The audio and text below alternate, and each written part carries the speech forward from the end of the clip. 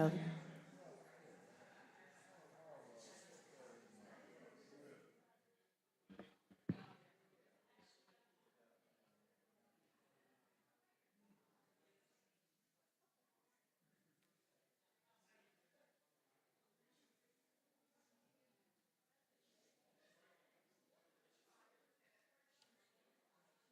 Good morning, everyone. Welcome to this Unitarian Universalist Church, which does include our congregation in Birmingham and Tuscaloosa, as well as our folks online.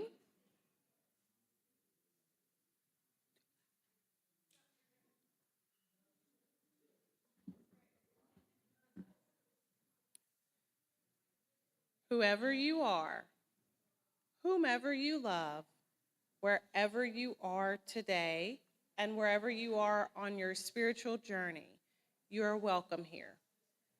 To all who are here this morning, welcome home. Today, we celebrate our children bringing the message today. The prelude prepares us for worship.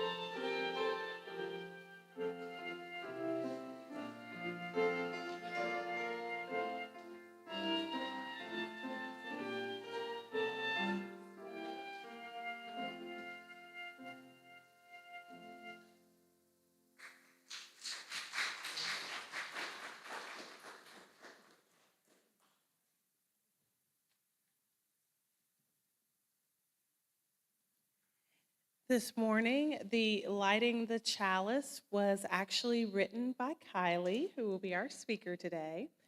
So I'll read what she wrote. The chalice is lit. This single step for one is a well thought out process to another. The strength to stand on 2 feet, or roll a wheelchair, or use a crutch. The dexterity to flick a lighter, or strike a match, or the courage to ask another for assistance.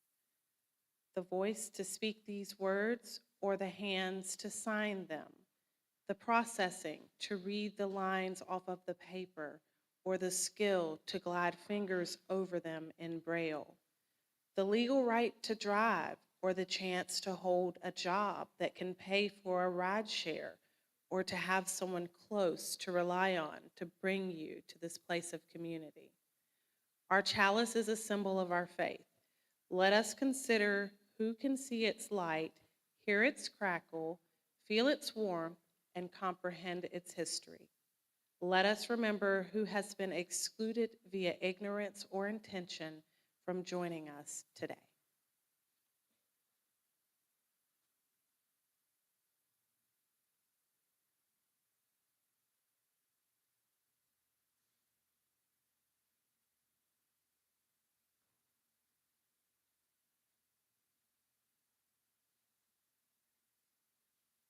If everyone will please rise for our opening hymn, number 134 in the hardcover hymnal. And we'll do a greeting first. That's not here. That looks like it was moved down on the program. So greet and then get your voices lubricated and we'll come back and sing.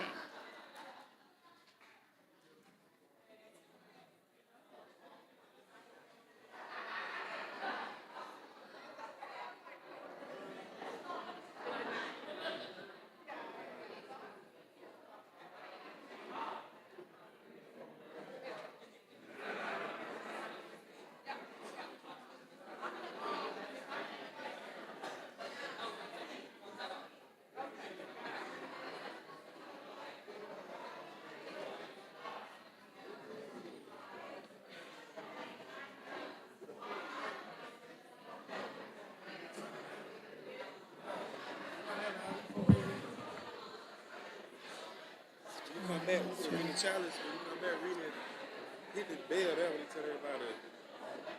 Okay. See, we had a little we had a little.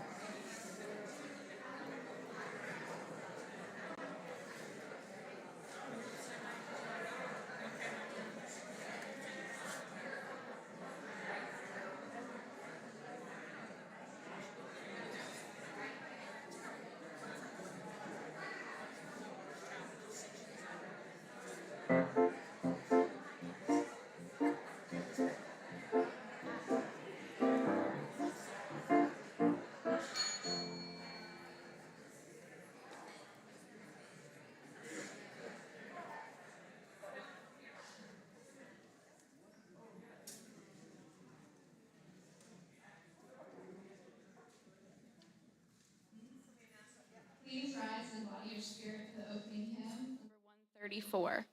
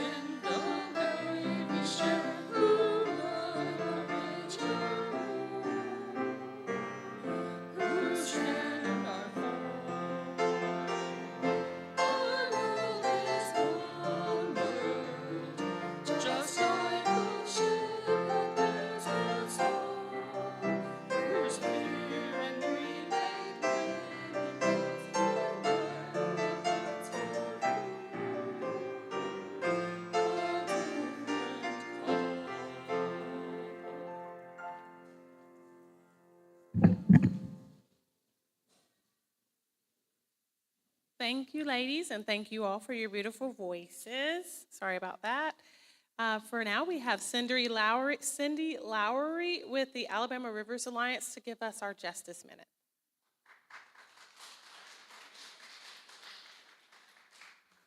Thank you all so much for having me here today. It's always great to come to the UU Church. Such a great spirit and vibe when you walk in here. And this is perfect timing because I'll start with a really positive note. Tuesday is Rivers of Alabama Day. Yay. Rivers of Alabama Day was actually designated by the Alabama legislature in 2007, and it is a day to just celebrate the special assets that we have with our rivers and streams in Alabama. So the Alabama Rivers Alliance, if y'all aren't familiar with us, we are a statewide nonprofit. We're an informal alliance of community-based organizations and river-focused, water-focused organizations all across the state. And we work to protect Alabama's water resources. And we have over 100 partners in our informal alliance. So anyone who shares our values and wants to work with us is welcome to be part of the alliance. And so it's not like you have to pay a membership or anything like that. And I mean, individual memberships are great because we are a nonprofit and we need that support to do our work. But for our organizational partners, it's really about just sharing the same values and goals with our work. So there are a lot of folks in Alabama who care about protecting waterways. And the way that we do our work, sometimes people, think of cleanups and you think of water monitoring for their water quality. And that's all very important work. And that's what most of our local partners are doing. They're the boots on the ground, so to speak. And we're that statewide organization that focuses on keeping everyone working together, hopefully, and talking to each other and sharing information so each community knows they're not in this alone. And we also work to provide opportunities for them to collaborate with us, but also with each other. And then we keep our eye on that state level work that's going to make our waterways better, whether it's state legislation or regulatory reforms and things like that. So our 3 strategies are collaboration, civic engagement, and issue advocacy. And we think it's very important to have an engaged civic life so that people need to be engaged in the decisions that are being made by our governments at all levels, local, state, and federal, in order to protect our waterways. And so that's a lot of the work that we do, and I wanted to talk to you about a few specific issues. I know I just have a couple of minutes here, but I wanted to just put a face or an issue to some of the work that's important. Now, it's no doubt that these are challenging times right now. A lot of the tools that we use to protect the environment and to protect waterways are regulatory. So they're laws from the federal government and the state government and local governments. And this is a very anti-regulatory political environment right now, as we all know. And things are being reversed or rolled back. Major laws and regulations are being rolled back. And there's a lot of interest in pushing things that maybe we thought we were making progress on, like fossil fuels, back into the environment. So there's executive orders that have been passed to make sure that we're fossil fuel dominant in America. And so these are the kind of the challenges that we're facing right now. But what I want to tell you today is that we're not disparaged. There's a lot of hope that we're seeing in our work. And we're seeing it because people are engaged. The environmental movement has always been about people. It's always been driven by people who are impacted by things that happen in the environment, whether by things that are causing their communities to be unhealthy or their waterways to be unhealthy, or things that are affecting their recreation and their way of life, like fishing and hunting and boating and things that we love to do here in Alabama, swimming and playing in our creeks and streams. It's something I did growing up here in Alabama. So people care about these things, and when they see them being impacted and no one doing anything about it or doing the opposite, then they get engaged. And I feel like sometimes when the government feels like it's supportive of environmental protection, then maybe there's less public engagement because you're kind of, okay, they're taking care of it, we don't need to. Well, now you feel like it's not, so there's more public engagement. And so there were, in the state legislature this past year, or this past session, over the past few months, there were some bad bills that passed, not gonna lie. We fought really hard, and there were some things that passed that we didn't like, but we saw huge public engagement from all across the political spectrum and all across the state, urban and rural.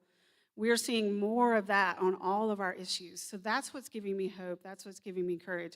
It hasn't made it to the level maybe of the politicians or quite made it to the level of rising above the special interests that have a lot of money and power in our politics, but we're getting there. And we have to keep building on that momentum. Two things that we're working on I wanted to point out that I think you can engage in and that would be very interested in. One is a methane gas pipeline that is being run across the state of Alabama. Actually, it's an expansion of an existing pipeline. It's going all across the Black Belt and into some eastern counties as well, starting in Sumter County, Marengo, Perry, Dallas, Watauga, Elmore, Tallapoosa, Macon, and Lee. So straight across the state. And it's already a pipeline, but they're adding to it. And this pipeline goes from Mississippi to Georgia and South Carolina, and it is being driven by a claim, anyway, for increased energy demands, primarily for things like data centers in Georgia. There are some in Alabama too, and there will be some gas from this pipeline used in Alabama, but it's really being pushed by this increased demand for energy all across the Southeast, and they're trying to meet that demand with fossil fuels because of the current push for fossil fuels, and that to us is a step backwards. And it is also, we're not sure that the need is really what they're claiming that it is. There's a lot of speculation about how much data centers are actually going to come around and how much they're going to need. So we are working across the state with groups like Black Belt Women Rising and Energy Alabama and Southern Environmental Law Center to organize and count all of these counties to inform landowners and communities how they can engage in the process. It's a Federal Energy Regulatory Commission process to get the pipeline approved.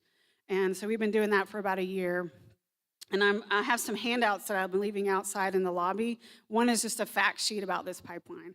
And even though it's not affecting your community here in the Birmingham area, it is, the whole increase in fossil fuels is concerning for our waterways because 80% of our water use in Alabama is for cooling coal, nuclear, and gas power plants. So it takes a lot of water to use fossil fuels and to generate electricity with fossil fuels. And so we still don't have a water plan in this state. We still don't have a plan for how we still don't regulate water use really at all.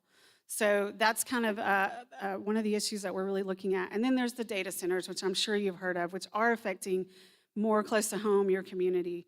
And our approach to data centers is that we can't fight every one of them. I mean, our AI is here, ChatGPT is here, we don't like it. I don't use it personally, but it's driving hyperscale data center proposals all across the state.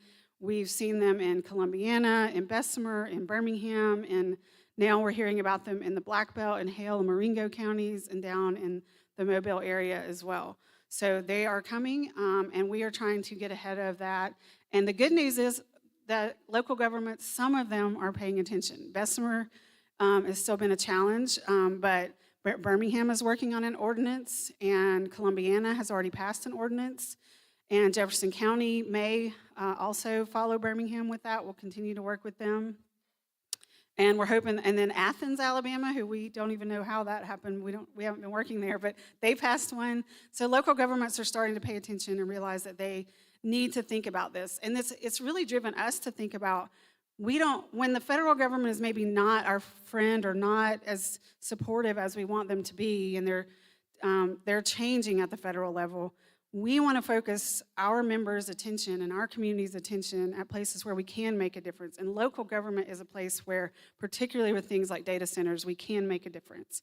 So we're just encouraging everyone to kind of pay attention to your local governments and your state government, pay attention to these officials. It's a big election year in Alabama, as y'all know, and we don't endorse we can't do that as a 501c3, but we're encouraging everyone to get out there and pay attention to who's running, what they stand for, ask them questions, and let them know what you care about, because that's what makes them think about it once they get elected. If they're not hearing anything about it, they're going to think it doesn't matter to the people of Alabama.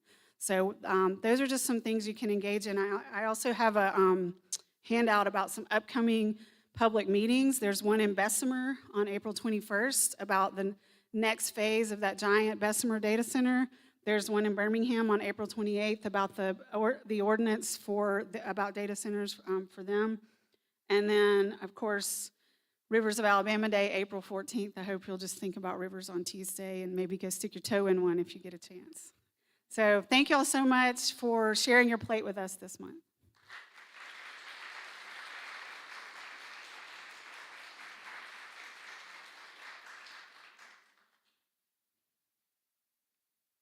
Good morning.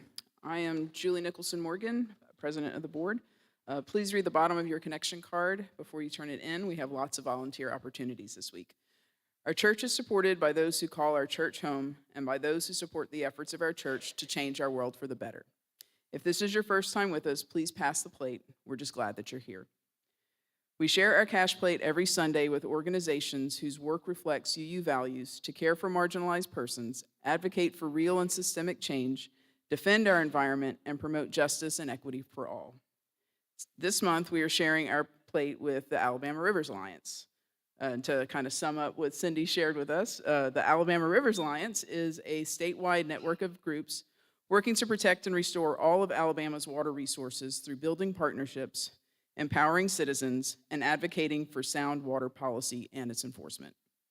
Since their founding in 1997, this organization has helped build, support, and lead a network of more than 100 community and watershed-based organizations working for clean water for people and nature. We appreciate your donations either by placing them in the plate, by mailing your donation to the church, or by using PayPal, Venmo, or Zelle. More information is found in the order of service in the lower right corner. Thank you for your generous support of our church and our Share the Plate recipient. May we give in love and in hope.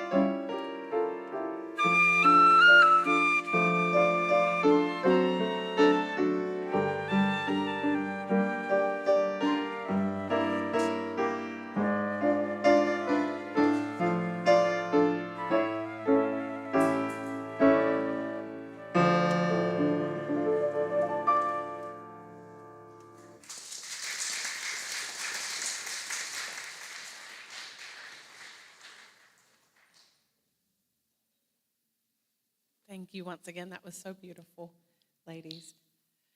Now is the time when we celebrate our joys and hold each other's sorrows within our community.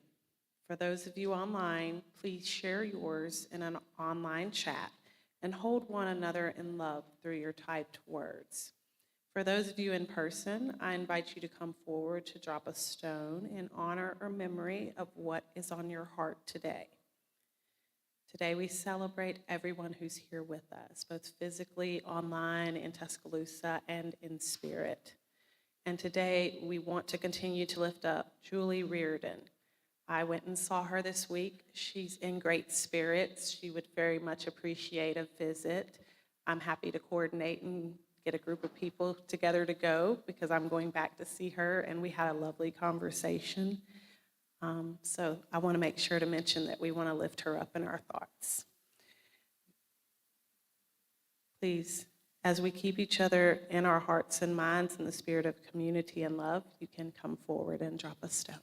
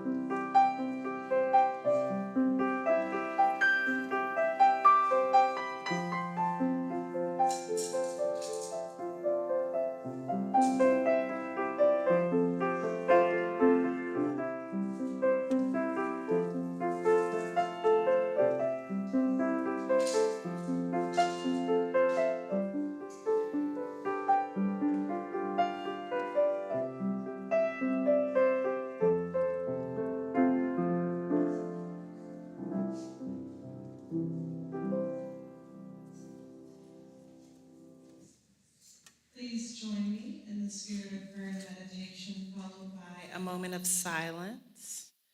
I'm just going to read a passage from May Our Voices Be by Matthew Rosen.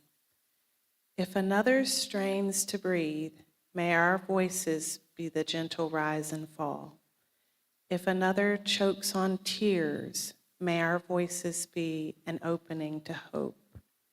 If another has forgotten, may our voices be a memory upwelling. If another is adrift, may our voices be the calling of community.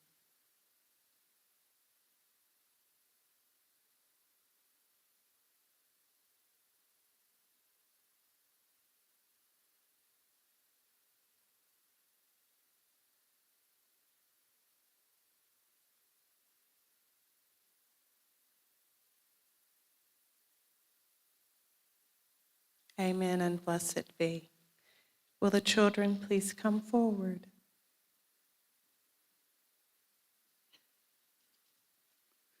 Come here. Come over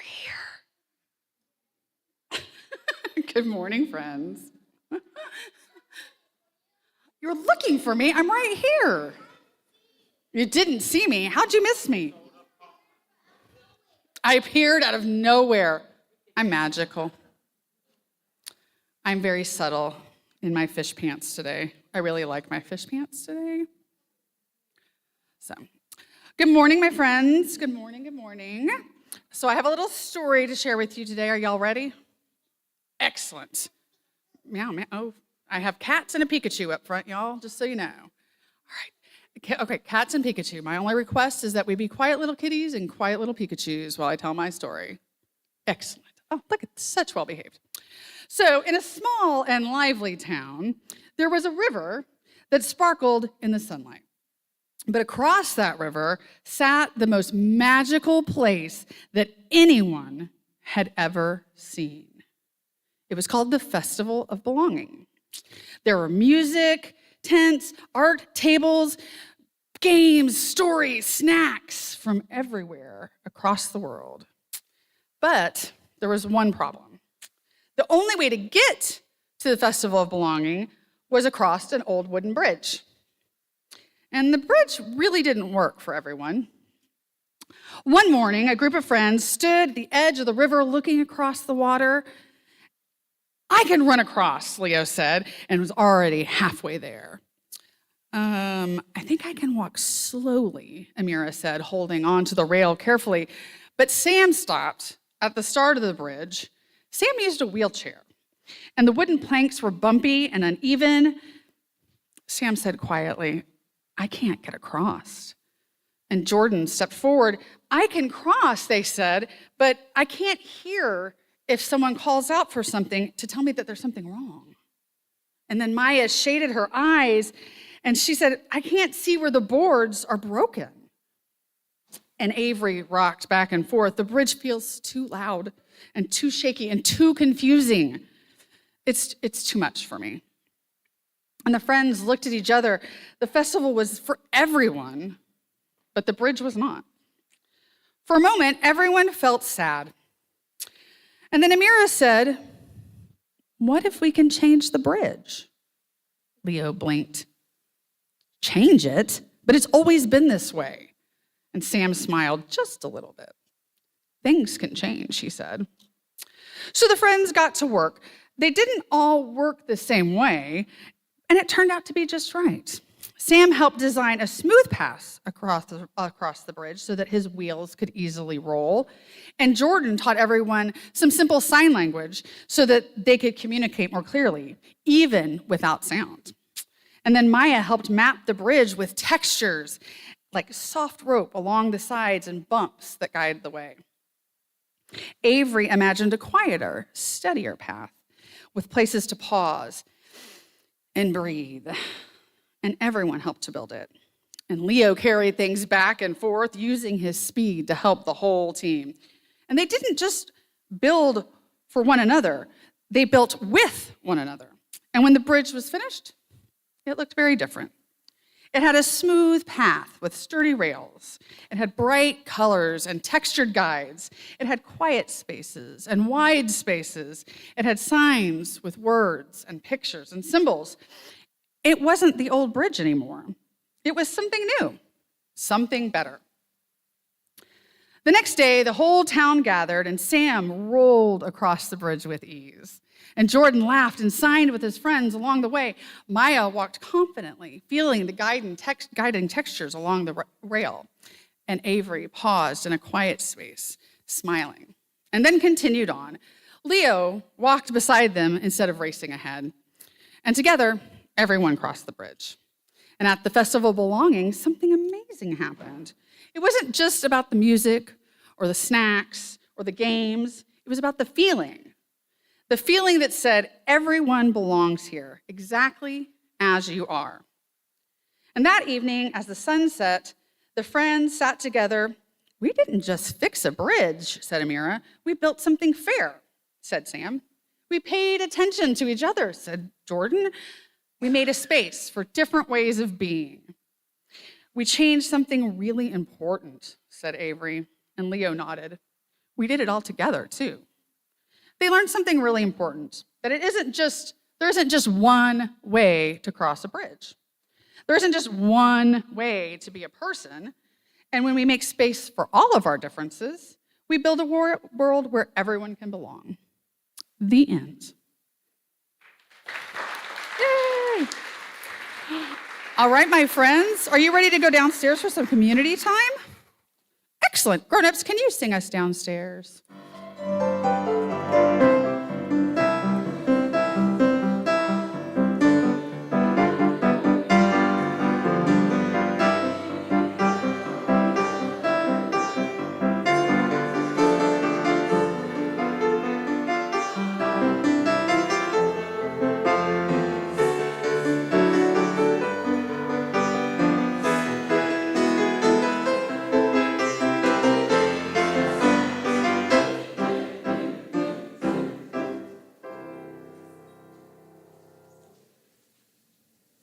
Thank you all. Our speaker for today's service, as I mentioned earlier, is our own Kylie Kerr. Kylie is a longtime member of UUCB. She has served our church as a social justice beacon, a fellow worship associate, our whole lives instructor, RE teacher, and current board member at large. She is a member of the Justice Committee, the Environmental Justice Task Force, and has previously represented our church at the UU General Assembly. Additionally, she represents UUCB on Birmingham's Faith in Action Leadership Council. Kylie holds a degree from the University of Montevallo in Deaf and Special Education.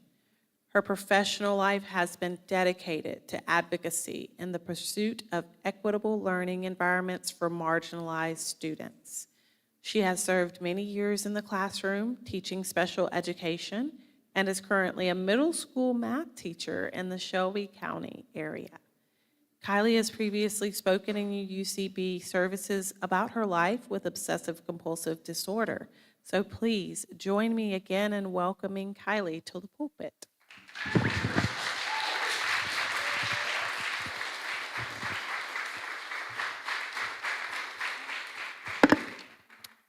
Good morning. Reverend Julie approached me a while back and asked me if I would speak on disability awareness before my time on the board and as a beacon comes to an end this summer, as I will be starting grad school in May. Thank you.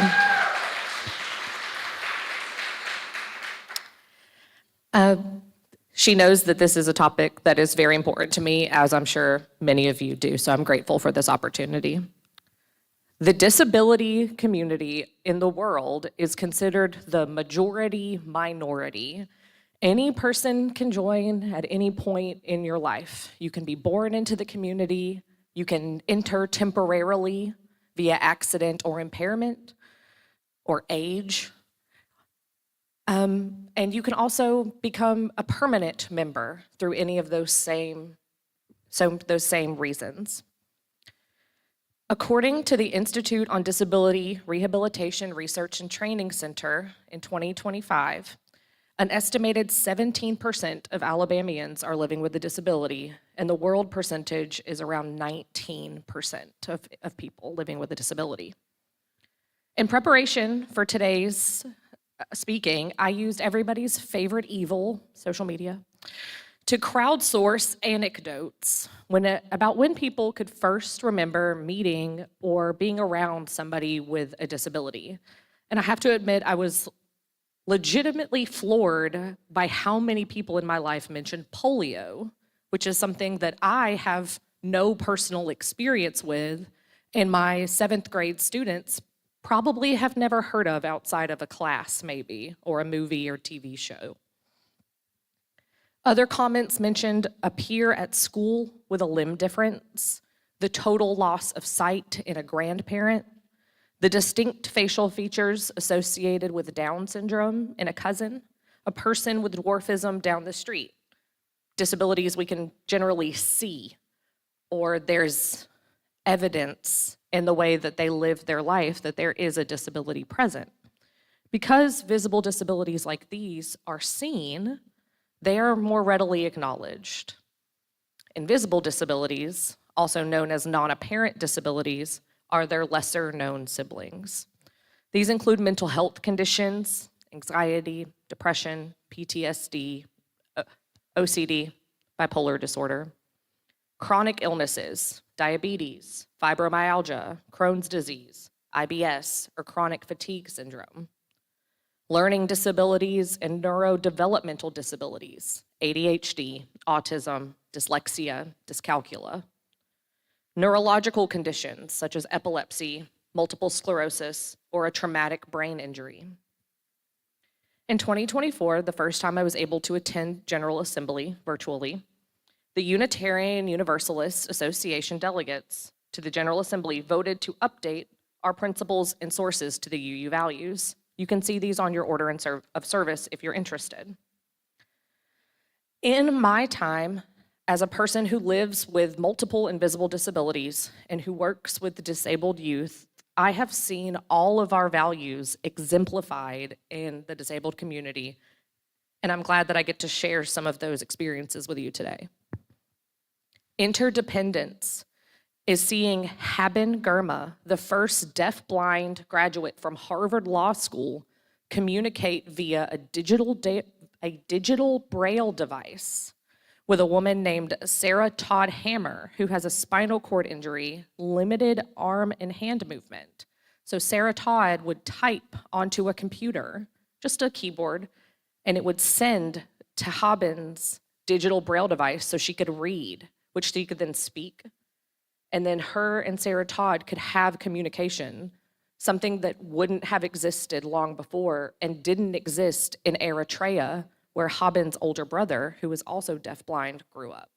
She has access to things he doesn't, and that is our interdependence at work. Pluralism is rare disease researchers sharing information across specialities despite language differences and political climates that would rather limit their research efforts. Justice was the capital crawl, where activists who rely on mobility aids left their wheelchairs, crutches, and canes behind to physically pull themselves up the stairs of the US Capitol, demanding that Congress would pass the Americans with Disabilities Act, or the ADA, which would be passed only a few months later, providing protections for millions of Americans every year.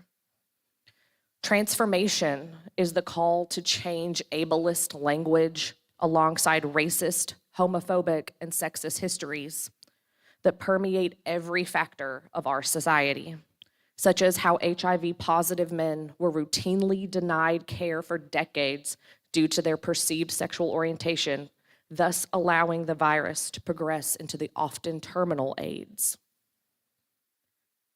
Generosity is the way disabled communities began mutual aid hubs in large cities to protect one another during the COVID-19 pandemic, providing food and supplies to immunocompromised individuals, despite health and financial risks to themselves.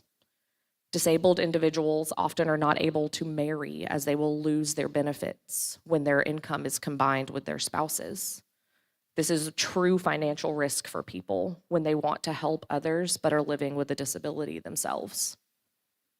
Equity is the Alabama Institutes for the Deaf and Blind, which provides comprehensive lifelong services for individuals who are deaf-blind, or multi-disabled, including early intervention that could start at birth and non-traditional education for people of all ages through adulthood. They also operate the Instructional Resource Center that provides and distributes Braille and large print books, materials, and textbooks to students throughout the state. The organization delivers outreach services to public school classrooms, providing evaluations, assessments, technical assistance, resources, and training to students, teachers, and parents in local communities. They also offer regional center services, including the early intervention, counseling, interpreting services, transportation, and daily living and adjustment programs. When you join the deaf-blind, or multiply disabled community in Alabama, AIDB should be your first resource. And love. Love is at the center of our UU values. Love is Reverend Julie knowing me well enough to let me be the one to speak today. Love is you all taking the time to be here when Reverend Julie is not the one in the pulpit. Love is continuing to learn and grow and accept others even when you do not fully understand them or their circumstances. The UU co-moderator, Bill Young, which I got to vote for last year at the General Assembly, says this: disability inclusion and accessibility are essential in UU congregations and communities because they embody the core principles of justice, equity, and compassion. The UU faith affirms the inherent worth and dignity of every person, and that affirmation is incomplete without intentional efforts to welcome and support individuals with disabilities. Inclusion ensures that everyone, regardless of physical, sensory, cognitive, or mental health differences, can participate fully in the spiritual, social, and leadership life of our congregation. Accessibility extends beyond ramps. As you notice, we don't have one to our pulpit. And large print hymnals, which we have, but only a few. It means removing barriers, physical, attitudinal, and systemic, that can prevent individuals with disabilities from engaging in congregational and community life. By prioritizing accessibility, UU congregations demonstrate that their commitment to radical hospitality is not just theoretical, but lived in practice. This approach fosters a culture of belonging, like Courtney said earlier with the children, where diverse experiences are valued and celebrated, strengthening the spiritual community as a whole. Moreover, disability inclusion challenges ableism and promotes social justice.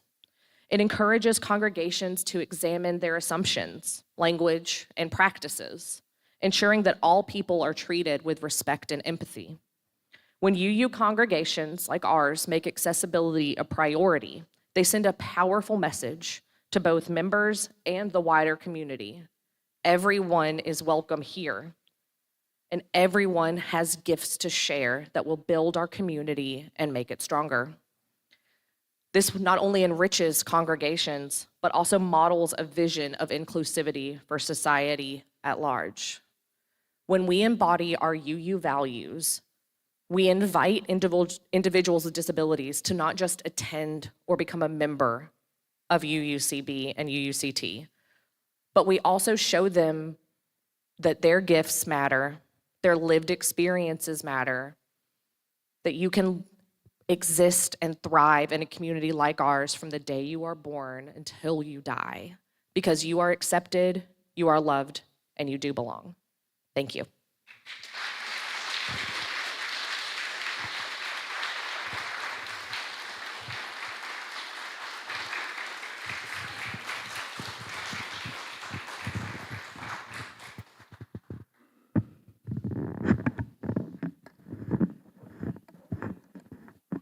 Thank you very much, Kylie. And I want to say, I know you will do great things in grad school. We are all behind you with that.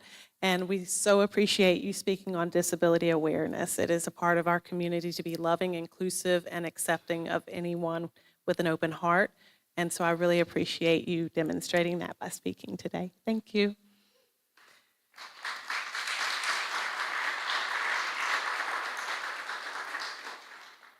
All right, we will conclude this worship by singing song number 1019 in the teal hymnal, Everything Possible. If there is anyone who has any announcements, just come see me or Kylie during the hymn so we can make sure to introduce you before we close service. Thank you.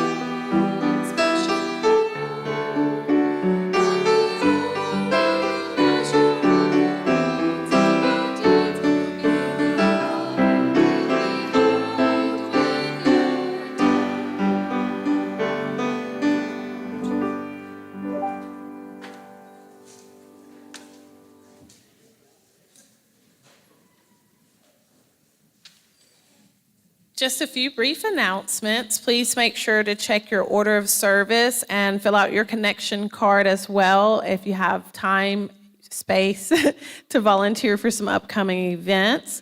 And make sure that you fill out that connection card. They are dated, they're not reused. You check any interest you have and you can get more involved in the events that happen here.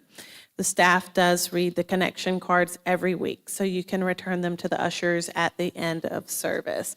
Paul has a special announcement for us, so I will let him come up. We had a pretty good response for the collection for WBHM, and we're going to give it one more week. So after next Sunday, we're going to get with them and get them a check, and we'll get some announcements on the radio.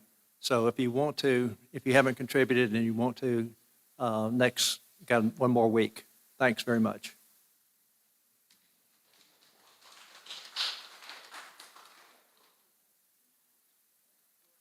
One quick announcement, I don't know if it pertains to anyone in here, but OWL for 4th to 6th grade is canceled today, so facilitators unable to make it. So just letting you know if you or anyone you know was coming back for that at 2. All right, we'll go ahead and extinguish the chalice. Our closing words today come from a polio survivor and the godfather of Americans with Disabilities Act, Justin Dart. Absolutely don't wait for anyone. You don't need a title or an invitation to make history. You can be a revolution of one today. Speak out, reach out, mobilize. If you can motivate, if you can activate, if you can educate just a handful of those beautiful Americans who are now spectators in the struggle, we can win. Unity is power. Let us overwhelm fear and fallacy with our vision of an America that empowers all. Solidarity forever.